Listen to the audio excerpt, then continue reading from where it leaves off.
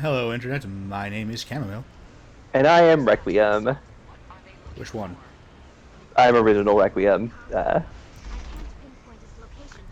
So, you escaped from the research dungeon. I did. Why do you smell like clone? Did you clone me? I mean, what's a little bit of cloning between friends? You already knew that I was looking for solutions for if you wander off and a new host doesn't come to replace you. And, I mean, you didn't like my last solution either, so I don't know how to please you at this point. It's like there's no violation of your autonomy that you're okay with. What a shock! I mean, the cloning Anyway, thing barely even counts as a violation of your autonomy. Other than secretly harvesting your DNA, it really didn't have anything to do with you at all. The clone is his own person. did the clone not explain abjection to you? Actually, no. You're blurring the boundary between myself and the other Cam.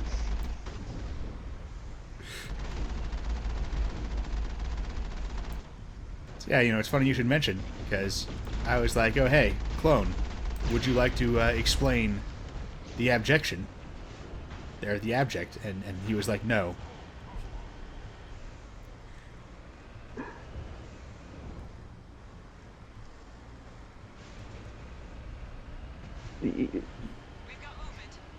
We'll talk about this off air.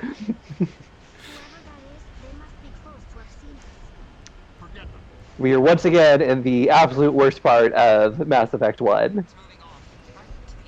Although I still maintain, rather than constantly trying to do some new thing, BioWare should have just gotten better at doing the Mako. Oh, absolutely, absolutely. Because they replaced the Mako with the whole resource extraction thing, which was an exercise in misery all in its own. Like, the only problem with the Mako is that its controls are so floaty. The whole helium tank thing. It's absolutely cliche, but it is 100% true. I mean, honestly, it's like I don't know that like a vehicle thing is what I'm signed up for in this game. It's like I signed up for having my squad and going around essentially a dungeon. Though again, like they should have stopped trying to replace it with something else because they just never would get better at whatever they were doing, whatever their little side thing was.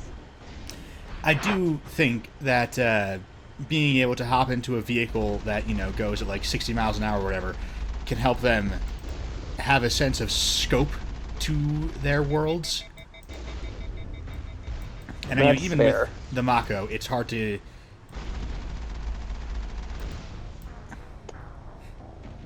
You want to backtrack on that opinion, maybe? You saved, right? Yeah, we're going to see if it worked. Alright, here we are.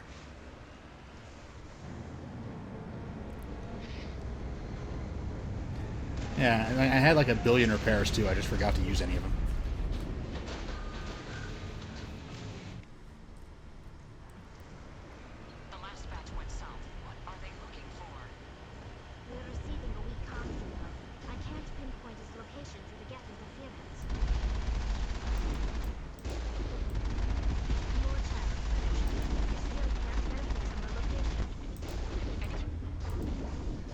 Actually, I can't remember how to get out of this thing, but I do recall that these Geth units are surprisingly destructible to your squad weapons. Yeah, a lot of times when I was doing the Mako, I would just get out and have us fight regularly. Which I may do here. Again, I will have to remember what the button for that actually is. I think what I would do is also I would just like spam repair because so it helps to have Tally. That is why Tally is best girl because engineers are medics. Because Omnitel is who knows what it is. It's Omni. It does everything. In fairness, the name is not misleading.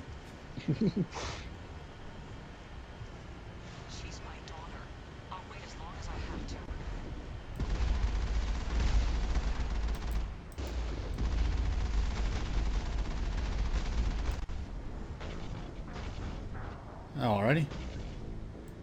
I am not keeping track of that thing's health bar at all. Alright, do you remember how to get out of the tank? Nope. Cool.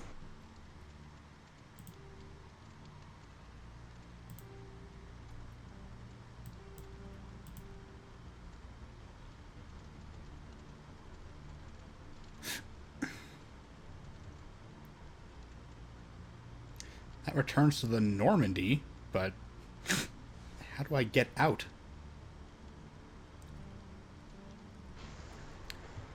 This is on low difficulty, too. Oh, hey, it's, I didn't notice that before. Wasn't paying attention. I definitely wasn't tabbed out onto a different screen. I mean, good. And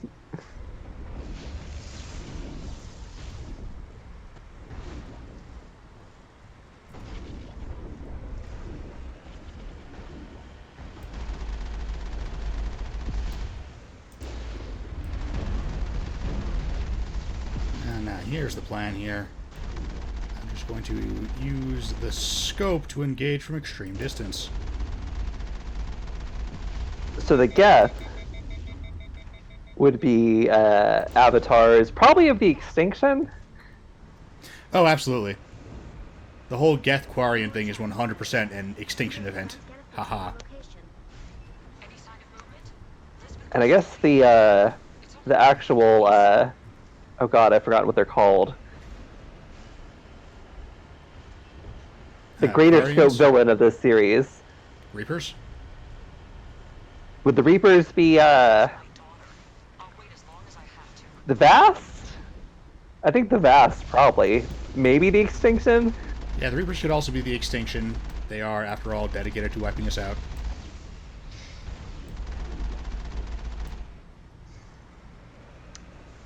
Now, I think we said this is probably not whole episode worthy, but do we want to attempt turning internet ephemera into Magnus Archives episodes? You know what? As we're recording this, the Magnus Archives just finished, so let's do it. It's never going to be relevant again.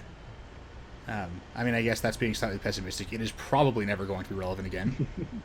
So, I was working at this camp, and we had this new counselor, and he had this idea for. He said he just wanted to have this really cool thing for like a really big zip line, you know, just for the kids, like. And we had some extra money. Like, I never was able to figure out where he got the money. It's like, oh, I've got some extra money for us to make something for the camp, right? Like, all right, and so. And there was something weird about this guy too. Like, yeah, like he had these really clear blue eyes, which, I mean, you know, some people just have clear blue eyes, but no, there's something about specifically. I don't know if it was the shade or maybe the way the light caught them, but looking into those eyes. Like I just kept getting lost in them. Well, I mean, okay, but I'm sorry. It looked like you were looking directly into the sky, like you were surrounded by sky on all sides. I don't know how to explain it, but that's just what it felt like. That's what his eyes looked like, and I didn't, you know, I just kind of chalked it up to, oh wow, something must be weird with me today. But the more he worked on this zipline project, the more I couldn't shake that feeling of just infinite sky with no ground. Like, you know, we finished building it, and like it seemed like, you know, a reasonable height off the ground, but like it was just exhausting getting to the top.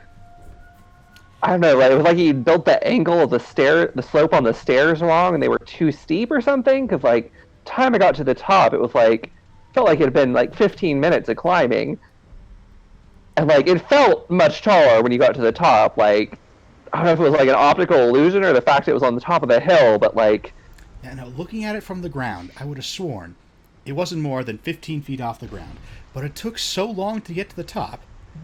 So one day, I decided I was just going to check. I was going to see exactly how far up it was to the top, and how long it took me to get up there, just so I would know, like, am I just climbing really slowly? So I got out a tape measure, and, I sort of hooked it on a cinder block at the base, and started climbing up, and the tape measure went tight. And I thought, oh wow, this must be this is, taller than it looks. So I reeled it in and I hooked it on one of the rungs of the railing, and I started measuring again. And it went tight again, and again, and again. By the time I reached the top, and I checked to make sure that there were no errors with the tape measure, every single inch was accounted for. The height of that tower was taller than the Washington Monument. Fortunately, I did not know about Cam's attempt at measuring it. And I went up to the top with this guy, because he said we needed to test it out. Like, I thought, like, obviously we're not going to have a person test it out. I brought up my, a sandbag. Like, strapped the sandbag in. Like, he wanted me to test it out myself. I was like, let's not. Like, strap the sandbag in, put it in, like... It didn't occur to me until just now. But I almost wonder if he asked you to help him test it out. Because he would be hoping that you would be the one least likely to say no. Because I don't think any of us wanted to test that thing out. There was something wrong with that zip line. Yeah, like, I mean, so we dropped it to the ground, like, Camille's waiting on the ground, like, and, like, I asked Cam, like, alright, like, has it come down yet? Has it come down yet? Like, Cam's like, no. Like, every time I radio Cam, like, I swear I waited for an hour, it just never came down. Like, I got a couple more sandbags, every one we tested, it just never came down.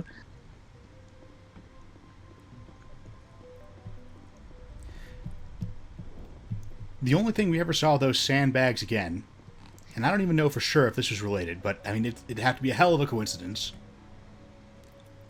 is that the next day, there was just these patches of sand and scraps of cloth and splinters of wood on the receiving tower, as though something had just hit it going like 60, 70 miles an hour. Which... yeah, that's not a zip line. That's a machine to kill children. Yeah. Follow-up investigation has turned up nothing but dead ends. The camp closed down the end of that summer for unrelated reasons, financial mainly. As for the person himself, despite utterly exhausting all employee records and resources at the Foundation's disposal, I have been totally unable to confirm the identity of this mysterious employee, nor to find out whatever became of him afterwards. Oh, I know what happened to him. You do? Yeah, we're dating. Of course you are.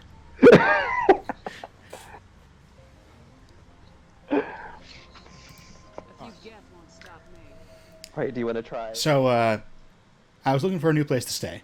The apartment that I'd been staying in was getting too expensive. Prices were coming up. That was back when I was living right in the heart of Salt Lake City, which was great, but way too expensive. So, I started looking around for other houses in the area. The basement apartments, little condos, things like that. And I found this one place that there was a recent vacancy in it. See, apparently the two owners had kind of vanished under mysterious circumstances, so what else can you tell it was going for pretty cheap. And, it was a full, proper house. It didn't look especially big, at least not from the outside. But even so, rent on this was very low. But you get in there. We get in there. Cam, me, and my boyfriend. uh, Cam did not question where he'd come from. I mean, I just assumed you probably met him at the gym or something. Didn't realize it was the same guy. He was wearing sunglasses. The place was a sty. Like, I've never seen so much stuff accumulated in a single room. Like, the weird thing was, like if it was so much stuff, like, at first I was like, well, we're not even going to be able to get in and look around, but, like, it was weird. It's like you can walk right in, and you can walk wherever you want, but, like, you can't walk backwards. Like, wherever you tried to walk, it was like there was so much stuff, you'd lose how you had even gotten to the place you'd been in the first place. There was just so much garbage everywhere. Not like, I think garbage, not like bags of trash, but like boxes of like stuff and stuff and stuff. Like any like random thing that you could think of. Like, I'm pretty sure I found a box just of, it said dried shrews. I was like, I don't want to see whether this is full of dried shrews or not. And like, why do you even have an entire box of dead, desiccated shrews? Hey, there were boxes of floor mats and of 2017 calendars, and this was just a few months ago, to be clear. I mean, time in 2020 is weird, but it was no earlier than 2020 is my point. So 2017 calendars were badly out of date, and there was just an entire box of them, and there were just DVDs and you know, you say that there wasn't trash in there, like not literal trash, which was mostly true. It was mostly just piles of random objects.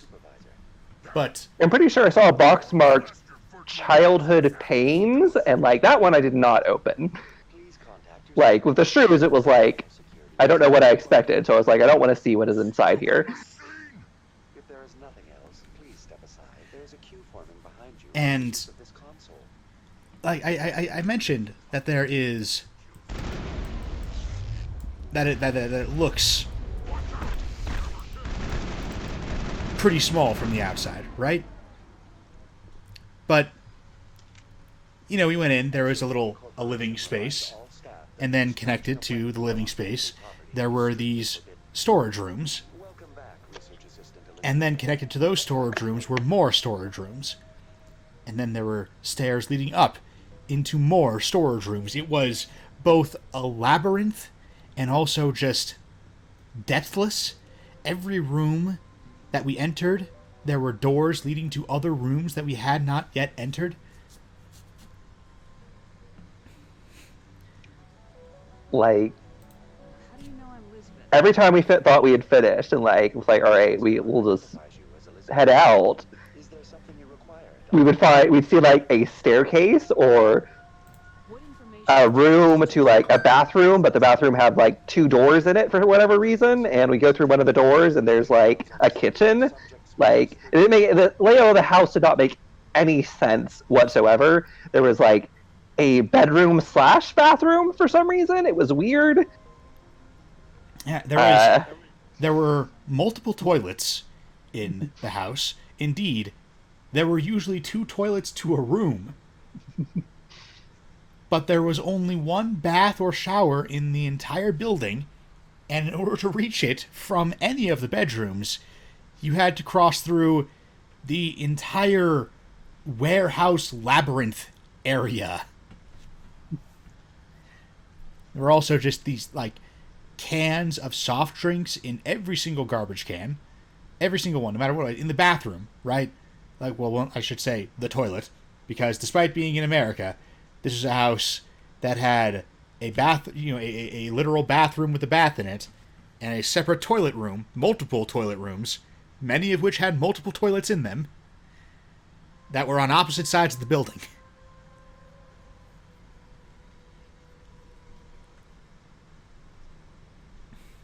What did you tell him? I was unable to provide the previous user with any relevant. Now the weird thing was, like, aside from lacking proper access, there has been no new data. like at one point I had to sit down and I had to basically sit in some trash, and like I felt kind of comforted by the trash. like the trash loved me. Like it was connected to a vast plane of garbage and junk, but the garbage and junk just like wanted to fill me up with its love, which was kind of weird. Yeah, I mean, the place certainly seemed affectionate somehow. Like this was home.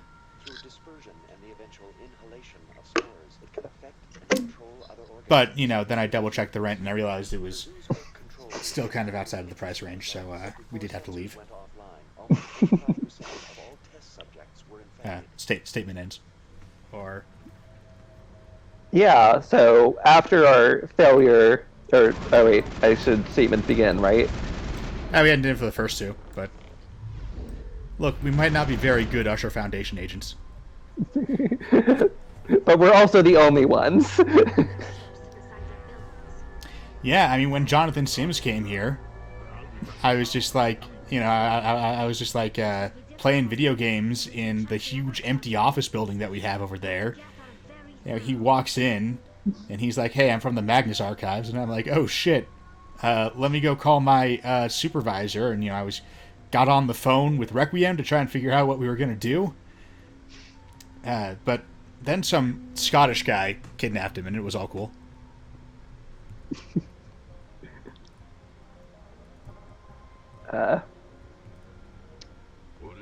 Yeah, so we just decided to hang out at the mall. The whole place seemed kind of weird. It was like there was something off about that mall. Like I cannot put my finger on it, but it was like it's a little hard to describe anything or basically anybody there. Like I try to picture like faces of the people at the store, and it's like they all seem kind of a little plastic. Like it's hard to describe. I mean, like, everyone was wearing a mask designed to look like a person's face, which... Yeah, it was... Everything was very, very... Plastic is the right word. It was like stepping out of time. Like, it felt like we weren't in 2020 anymore, but like everything seemed very 1980s. I just figured it was 80s night at the club or something. At the mall? I don't know, man. I mean, the malls are all dying. Maybe they're doing weird shit to try and keep themselves alive.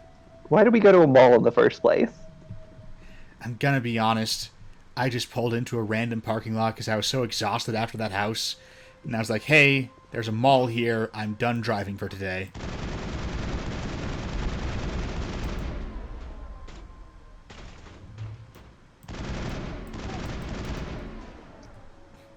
The place smelled really good, though. It did. It reminded me of my aunt's perfume.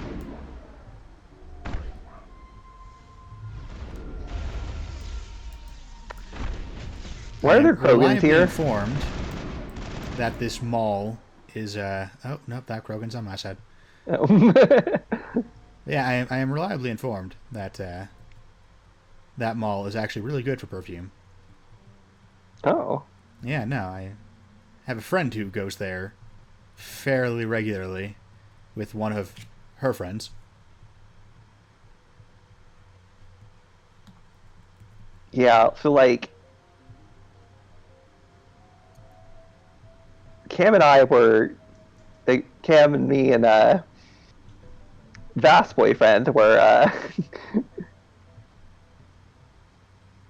we're getting ready to leave and we realized like one of the weird masked people was like following us.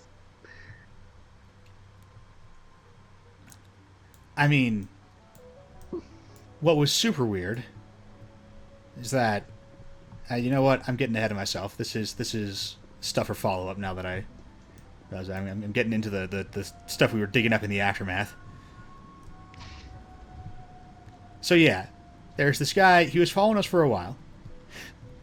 But eventually he breaks off to go and follow these other two women. And I mean, he seemed like he was following a couple of different people, right?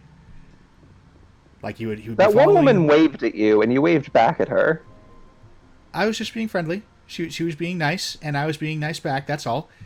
It's a totally common thing in wherever this was. I forget. I know it wasn't in Utah or Arkansas on account of there was no hag haunting, nor any friendly theocratic police state.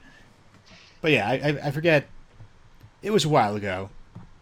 Possibly in Michigan? That sounds about right.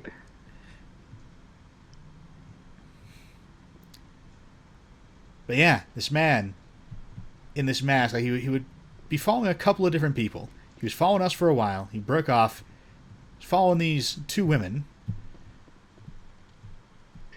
Yeah, like at one point, like they separated, and like the one, like it seemed like she was going out of the way to make herself look vulnerable, like, but she wasn't actually. Like she was very aware of him being nearby, but she was acting like she wasn't.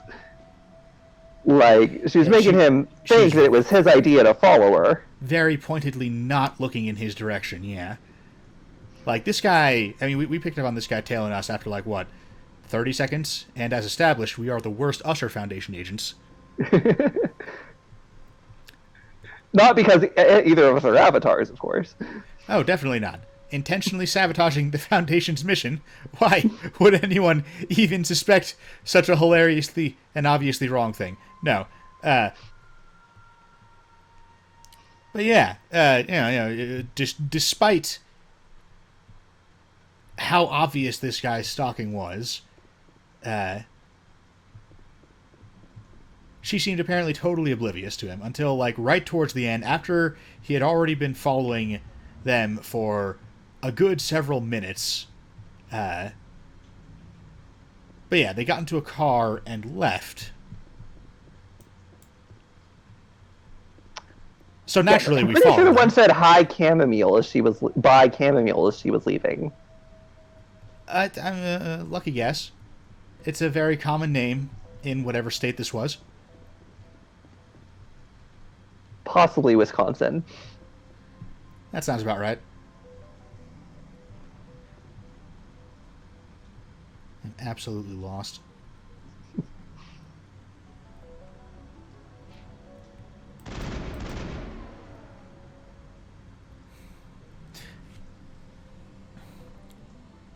But yes, and then I, for entirely normal reasons, decided to follow this complete stranger home to her house.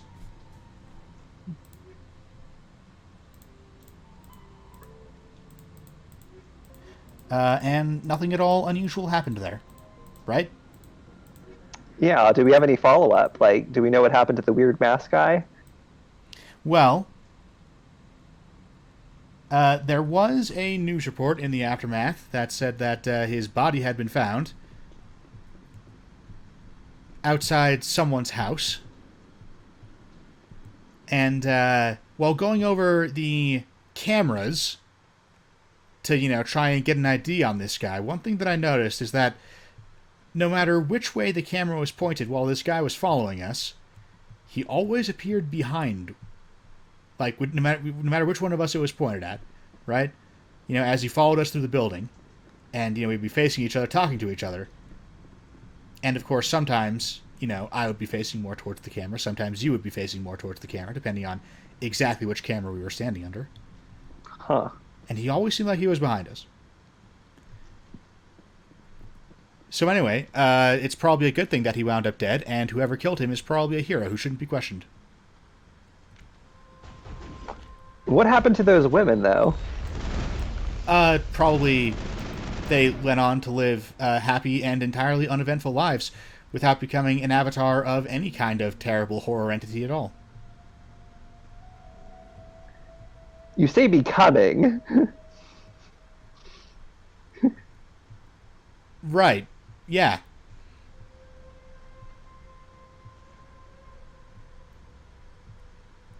Because they would have to become an entity, because we would have absolutely no reason to suspect that they were avatars in the first place. That would be ridiculous. Let's just move on to the next case. I'm not even going to question this.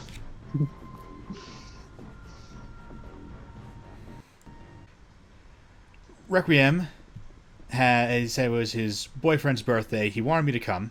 Yeah, we I were was gonna go to a theme park after we had cake. I was real He's busy, really he's really so into roller coasters. I was real busy. But he convinced me to come because he said that there was going to be cake, that he had just found a new bakery that apparently the word around the street was that they had really good cakes, which, all right, fine.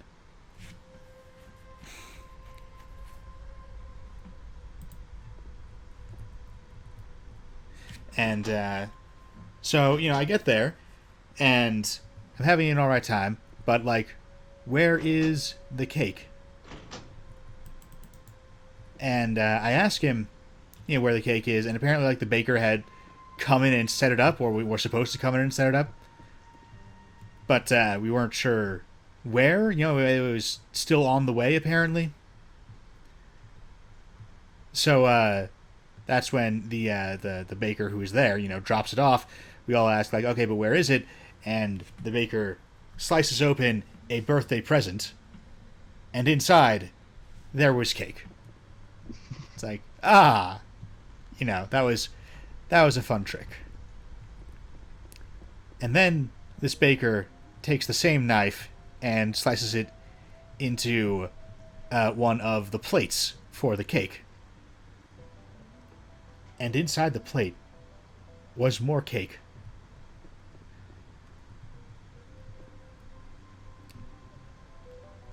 And then the baker slices even further into the table, cutting past a fondant exterior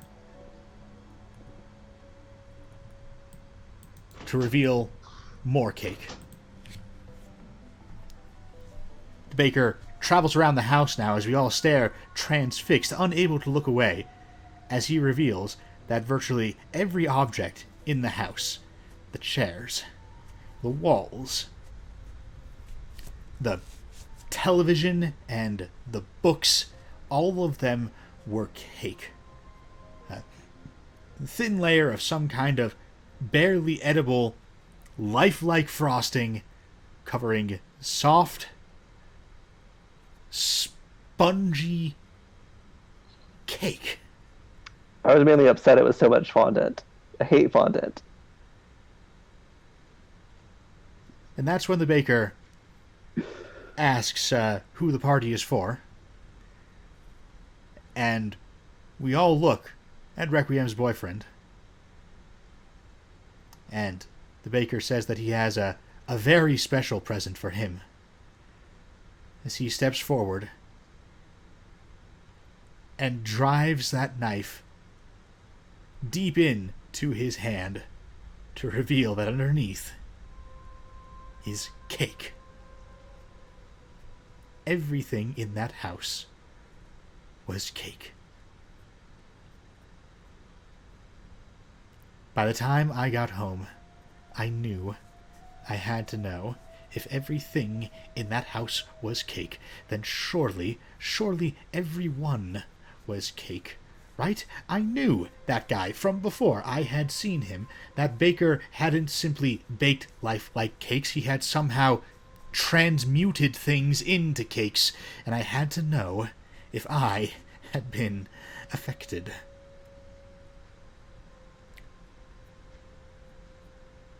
So I took a knife of my own and made just the tiniest cut,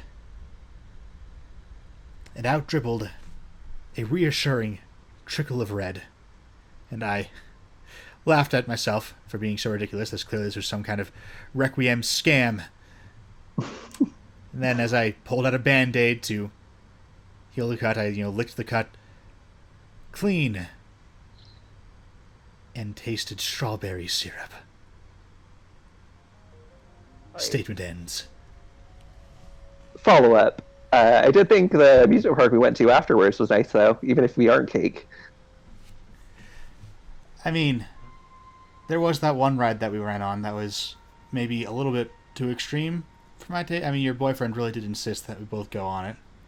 And the clicking of that, the little chain that drags you upward, that drags the roller coaster upward. It just seemed to go on and on. It's sort of a monotonous, repetitive, almost hypnotic thing. When I finally snapped out of the trance, I seemed so high up. I swear I could see the curvature of the earth. And beyond that, it seems as though I could see something.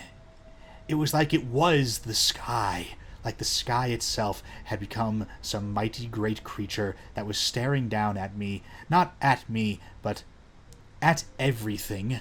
That I was too small, too insignificant to possibly be recognized by the gaze of something so vast, so tremendously unending that it seemed like even the bits that I could see of it were just a fingertip, a wrist of this creature holding the entire world within its hand.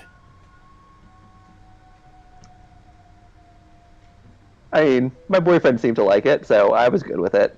I guess that's fair.